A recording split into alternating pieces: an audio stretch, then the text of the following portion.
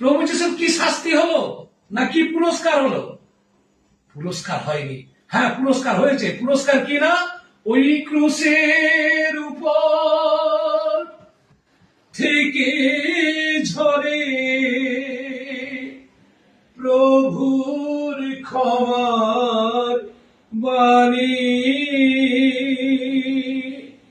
রক্ত ধারায় ধুইয়ে দিল মোদের পাপের গ্লানি। ক্রুশের উপর থেকে ঝরে প্রভুর ক্ষমার বাণী।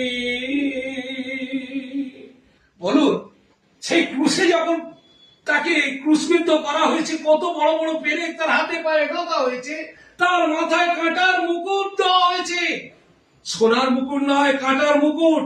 তবু সেই প্রভু যিশু ক্রুশে থেকে বলেছিল কি, পিতো ইহা দিগকে ক্ষমা করো, কারণ ইহারা কি করিতেছে তা জানে না।